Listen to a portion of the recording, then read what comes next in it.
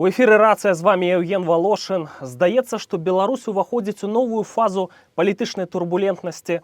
Ужо ў канцы гэтага месяца выбары ў Беларусі, а ў сакавіку у Расіі перавыбары Пуціна. Ці зазнаюць рэжымы дэстабілізацыю, ці ёсць на гэта шансы?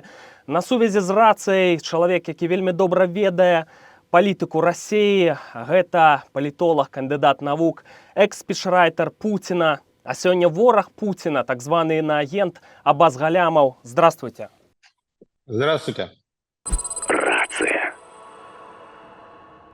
Аббас, скажите, пожалуйста, а вы следили за последней встречей Лукашенко и Путина в Санкт-Петербурге? Целых 3 дня проходила эта встреча в такой сакральной атмосфере. Значит, снова Великая война, подвиг народа. Для завершения этой сатанинской короны там посещали ледовые арены, искали врагов. Получается, что говорили все время о неких провокациях Запада. Что все это значит? Необычно выглядела эта встреча. А что необычного-то в ней было? Вот я как раз воспринял это как фон, как те события, которые не имеют отношения к реальной повестке. Ну, вы знаете, таких длинных встреч, чтобы прямо на 3 суток, такого давненько не бывало. Давайте, хорошо, есть простое объяснение, да, они оба стареют, они уже медленные, тормозят, что называется, да, и раньше для того, чтобы произнести, условно говоря, там 10 слов им нужно было, например, там 5 секунд, а теперь им надо 30 секунд для этого. Поэтому время-то растягивается. То есть они говорят все то же самое, да, но уже медленнее ходят, медленнее говорят, медленнее думают, да, и все растягивается. Можно же так объяснить. Повторюсь, содержательно, с точки зрения принимаемых решений, озвучиваемых каких-то мыслей, мне показалось, что там ничего принципиального нет. Лукашенко играет роль в последние годы, стабильно одну и ту же роль играет в глазах, для российской, во всяком случае, аудитории, да, он призван демонстрировать, что Путин по-прежнему не настолько маргинален, да, как сейчас там пытается изобразить, дескать, Запад, да, как это преподносит российская пропаганда. Поэтому как только надо заполнить повестку, Лукашенко себя под рукой. То есть он, строго говоря, такой мальчик на побегушках. Единственный раз, когда Лукашенко сыграл действительно важную роль в российском политическом процессе, это была история, связанная с мятежом Пригожина, когда он фактически на протяжении, не суток, там меньше времени прошло, какого-то количества часов, одного дня, там, с утра до вечера примерно, управлял, по сути, Российской Федерацией, когда Путин исчез с радаров, просто выступил со своим телеобращением и исчез. А Лукашенко, значит, как он на следующий день хвастливо рассказал, там, разруливал все это, да, командовал директором ФСБ, в частности, и так далее. Последний раз такие длинные встречи происходили в 2021 году. Мы в Беларуси гадали. Для чего? Пазлы просто не могли сложить в одну картинку. Потом, оказалось, готовили нападение на Украину, и там, возможно, во время этих встреч Лукашенко ломали через колено. Поэтому нас, скажем так, встревожила эта последняя встреча именно в этом контексте. Аббас, как вы считаете, Лукашенко, я сейчас с точки зрения белоруса говорю, да, это маньяк, да, у нас сейчас репрессии в Беларуси, они так не достигли сталинского апогея, но они туда приближаются медленно. Да? Это человек, это диктатор, который, я даже не знаю случаев в истории, чтобы диктатор свое национальное уничтожал. За белорусский язык сегодня реально могут задержать тебя, уничтожить в застенках. Такая ситуация. И уничтожает собственный народ. Марионетка Путина, казалось бы, да, все делает, что от него просят. Или все-таки нет? Или может всадить Путину нож в спину в неудобный момент? Как вы думаете? Конечно, может. Это абсолютно аморальная личность, и Путин это прекрасно знает, еще начиная с буквально, если не 2000-го, то 2001 года, их первый конфликт, он случился уже где-то в районе 2000-2001 года. Вот, и Путин, в принципе, ему не доверяет. Лукашенко, в общем-то, тоже платит ему сторицей. Лукашенко совершенно справедливо подозревает Путина в том, что тот ну, пытается выступать в роли старшего брата. Лукашенко не хочет, он хочет быть равноправным партнером. А у них с Путиным, ну, такое системное противоречие. Оба хотят быть, так сказать, главными, да. Оба хотят командовать Белоруссией. Вот. И Путин хочет командовать даже через Лукашенко. Вот. А Лукашенко не хочет, чтобы им командовали. Он хочет, чтобы с ним договаривались. Он хочет, чтобы его лояльность покупали. Поэтому он время от времени взбрыкивает, обозначает такой тренд движения на Запад. Вы сами знаете, с определенной периодичностью раз в несколько лет он это делает, даже до последнего времени делал. Вспомните, незадолго до выборов, когда Путин его, по сути, спас, да, ведь помните, как он фортель этот выкинул с вагнеровцами, которых арестовал в Беларуси? Вот, поэтому Путин, конечно, его не любит, но они в одной лодке оказались. Оба против обоих Запад, значит, Запад пытается сместить обоих, и поэтому они нужны друг другу. И у них вот такая, знаете, love-hate relations. То есть Лукашенко действительно помог Путину пережить Пригожинский мятеж, но не потому, что он любит Путина, а потому что если придет конец Путину, то с высокой долей вероятности можно сказать, что буквально очень скоро после этого придет конец и Лукашенко. И и в этом смысле, спасая Путина, он спасал самого себя. В общем, как-то так. Сложные у них отношения на самом деле. Вот я говорю, любовь-ненависть вот, на грани балансирует. Мгм. Был еще один эпизод, 20 год, вот когда ковид, когда в Минске прошел парад Победы. В Москве не было, а в Минске был. Наверное, тоже это могло Путина задеть. Но Путин потом отыгрался, взял же под каблук Лукашенко. Тот же любил маневрировать, а так вот как бы отщелкнули от Запада и дал свою территорию для нападения на Украину.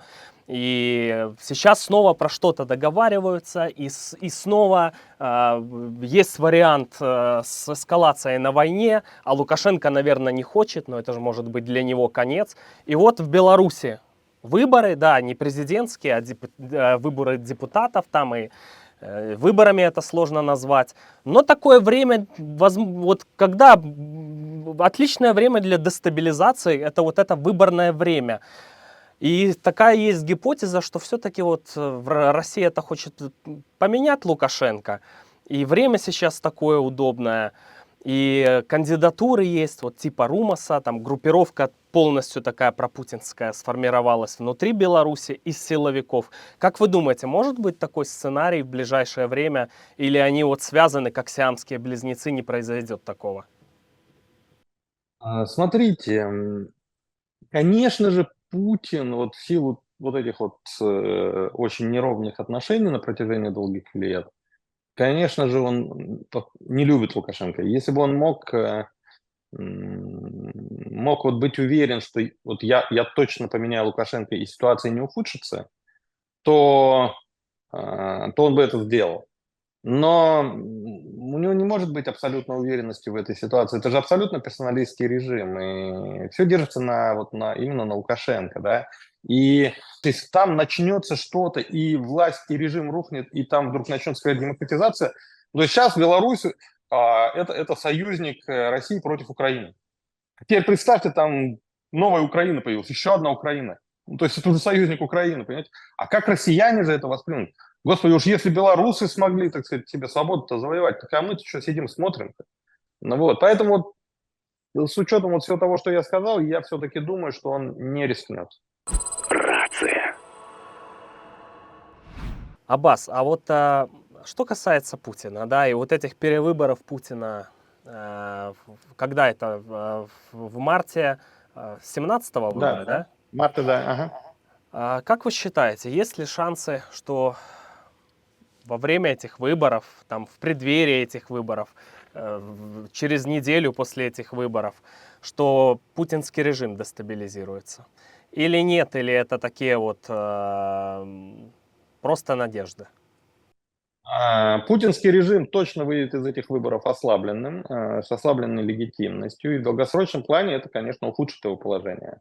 Вот, потому что надо понимать, что Путин, конечно, сейчас впервые идет на выборы как кандидат меньшинства. То есть он всегда шел как кандидат большинства, а теперь это кандидат меньшинства. У них есть очень серьезная проблема с антивоенными настроениями, которые материализуются то в виде, значит, Дунцовой, то в виде теперь Надеждина. Вот, и, значит, и теперь ситуация уже такова, что просто так не допустить до выборов Надеждина, это тоже волна делегитимизации и так далее. Ну вот. Но при этом Кремль, конечно, контролирует все институты, отвечающие за результат выборов, начиная от избиркомов, там, судов, прокуратуры и заканчивая политическими партиями, которые выдвигают кандидатов. И поэтому ну, вот формальный результат он, скорее всего, обеспечит. Помешать обеспечить ему формальный результат может только какая-то резкая дестабилизация ситуации на внешнем периметре, ну, то есть такой, знаете, внешний фактор. Ну, там, условно говоря, новый там разгром, как бы под Харьковом, там, да, или, значит, там какой-нибудь Пригожинский мятеж, что-то такое, да, потому что надо понимать, что на фронте настроение тоже кислое, мягко скажем. И, допустим, если они сейчас неаккуратно начнут прессовать этих жен мобилизованных, да, так там и мобилизованные, например, возьмут и что-нибудь там учудят. Вот, если вот какая-то сильная будет дестабилизация на внешнем периметре, тогда они могут даже столкнуться со сложностями с точки зрения обеспечения результатов выборов, потому что накидывать придется много, повторюсь, настроен народ против. Значит, а для того, чтобы накидывать много, ну, аппарат должен сильно стараться. А аппарат в ситуации, когда ситуация дестабилизирована, он его парализует. Вспомните, как он был парализован, когда случился Пригожинский мятеж. Ни одна же собака не вылезла и в защиту родного президента не вступилась. Пришлось, вот, как я говорил, до внешнего антикризисного управляющего выписывать. И поэтому все зависит от того, что будет происходить на фронте. Да. Надо понимать, что и американцы, и украинцы могут попытаться преподнести какой-то сюрприз другу, так сказать, Владимиру, вот в момент, когда он в максимальной степени ослаблен будет.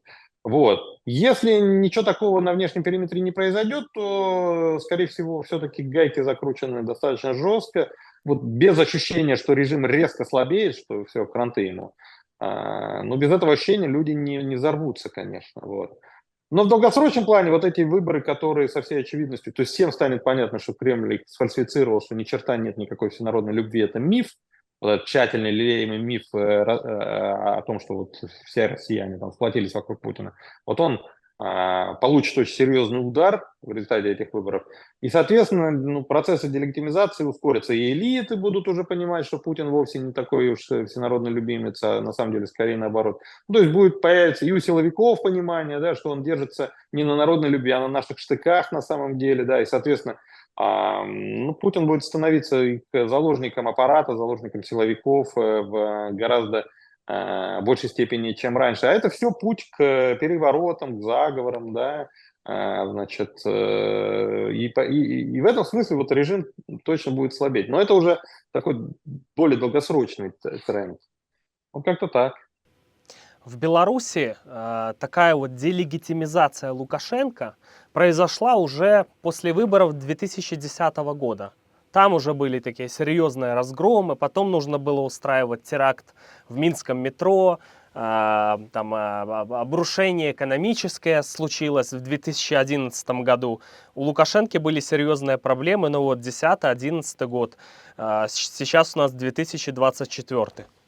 14 лет после этого продержался. Поэтому я так понимаю, что это еще теоретически может быть такая длинная история и в России. Ну, разве что там Путин, здоровье там не особенно, да, и 14 лет не продержится. Но это... Все то, что вы сказали, справедливо. Я просто для того, чтобы уравновесить, приведу пример обратного порядка. В ГДР после падения социалистического режима, помню, месяца, если не ошибаюсь, через 4, что ли, месяца или через 5 после вот того, как режим рухнул и произошло воссоединение Германии, на территории ГДР был проведен опрос социологический о том, могли ли вы предвидеть подобный исход событий год назад. И, значит, ну там я точно цифры сейчас не помню, но подавляющее большинство людей Значит, немцев сказали, что нет, мы даже близко ничего такого не предвидели. Ну, то есть буквально 5% сказали, что мы, да, примерно так себе это и представляли. Зная, как люди задним числом любят приукрашивать свои правительские способности, можно уверенно сказать, что в реальности и даже и 5% этих не было. Поэтому это, ну, как Ленин говорил, революционная ситуация, наличие революционной ситуации не значит, что революция произойдет прямо завтра. Это значит, что она может произойти завтра. Но она может на самом деле произойти через несколько лет, иногда даже через несколько десятилетий. Гипотетически, да, если случится дестабилизация, да, если Путин вот теряет власть, кто поднимет знамя? О, так это ключевой вопрос. Если бы было четкое понимание, кто поднимет знамя, так Путин бы давно власти потерял. Он потому и держится, что никто не понимает, что будет дальше, и все чуть-чуть опасаются. Еще примеры просто проводим, значит, помню соцопрос в одном из регионов в преддверии там очередной избирательной кампании. Помню, это Алтай был, такая глушь, знаете, Рубцовск, там совершенно убитая экономика, значит, нищенский совершенно уровень, нищий совершенно уровень жизни. Вот, и там, значит, сидит избиратель, да, и рассказывает, значит, о своей жизни, там, вот, дескать, там, значит, на мою пенсию жить, значит, становится все сложнее, потому что сына с работы уволили, там, единственный заводик, который у нас был в округе, он закрылся, значит, ну, либо там сокращение произвело, сейчас не помню, и теперь рабочих мест вообще нет, вот только на мою пенсию всей семьей выживаем, а тут внучке, значит, вот скоро в школу идти, внучке, значит, она из старого пальто выросла, значит, новое надо покупать, непонятно на что, ну, такая, то есть описывает свою жизнь абсолютно такая безрадостная, унылая, убогая жизнь. Да? И дальше мы тестируем предполагаемый слоган компании «России нужен новый курс». И он, значит, что этот же самый человек, который только что рассказал, как он убого живет. Что значит новый курс? Подождите, а вот как бы получается, что все, что до этого создано было, оно, так сказать, его там выкидываем на свалку истории, что ли? Нет, я не согласен. Надо там, так сказать, сохранить лучшее из того, что есть, и только там аккуратно, чтобы не разрушить стабильность поступательными движениями. Хочется ему сказать, там, мужик, ты только что рассказывал, там, как ты живешь. Какую ты стабильность боишься разрушить? Ну, куда хуже ты что? Нет, боится, понимаете?